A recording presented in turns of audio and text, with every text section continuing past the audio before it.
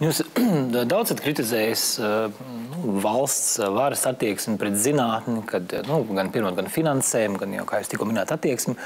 Bet tad, iedomāsimies, ka jūs esat ministrs, kurš atbildīgs par zinātni. Vienalga, vai tas ir zem, vai kad jūs esat atbildīgs. Kas būtu tās 3 lietas, kas ir nekavējoties jāmaina valsts attieksmē pret zinātni un augstāku izglītību un pētniecību kopumā?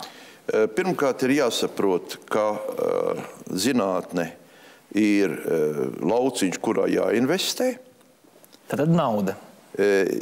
Izpratni par to, ka šeit nevar darīt tādā veidā, kā tas ir, pieņemsim, kaut vai lauksaniecībā. Pavasarī iesēsi, labi apkopsi, rudenī novāksi.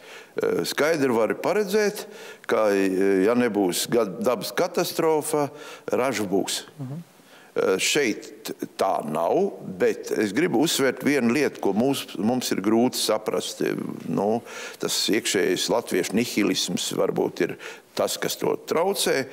Redziet, zinātne nevar atrisināt nevienu problēmu, bet bez zinātnes neviena problēma nav atrisināma. Un tas tie, kas prasa, lai zinātne atrisina problēmu, viņi alojas, jo zinātnes uzdevums ir radīt zināšanas par to, kā to izdarīt. Bet to darīšanu ir jāuzņemās tiem, kas nodarbojas ar tehnoloģiju pārnesi no zināšanu, teiksim, plauktiņa uz praktisko pielietojumu, un tur vēl galā ir tā saucamais inovācija, jeb jaunrade, kurā jūs, ja jūs esat izdomājuši riteni, tā nav jaunrade. Tā kā jūs esat izdomājuši, ka to riteni iestiprinot, teiksim, ķerras tajā asī, jūs varat to ķerru stumt un jums ir mehānisms. Tā jau ir inovācija. Tas pirmais bija tikai zināšanas par to, ka šis ir objekts, ko varētu izmantot. Tā inovācija nāk vēlāk.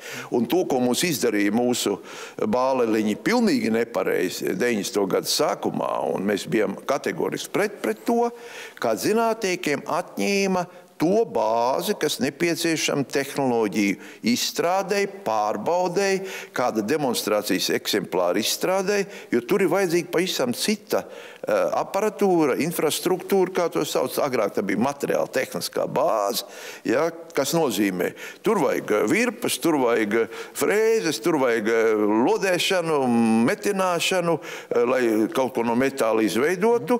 Ir vajadzīgs konstruktoru birojs, kurš uzkonstruē to, ir vajadzīgi inženieri, kas to zinātnieku domu, viņš zina, ko viņš grib, bet viņš nezina, kā to var izdarīt, jo, ja viņš nav konkrētās jomas speciālists. Un tad ir vajadzīgi vēl tās saucamās testēšanas laboratorijas, kur testē nevis kaut kādas, kā es saku, zilo debesu zinātnes teorijas, bet tīri praktiskas lietas. Pieņemsim, kādas slodzi iztur attiecīgā materiāla, teiksim, stienas.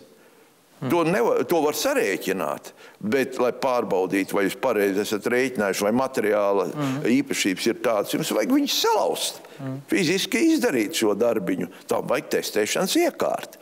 Un arī eksperimentālās ražošanas iekārtas ir nepieciešams, un viņas nevar, tā kā mūsējie iedomājas, dibināt un veidot privātajā sektorā vien iemeslu pēc.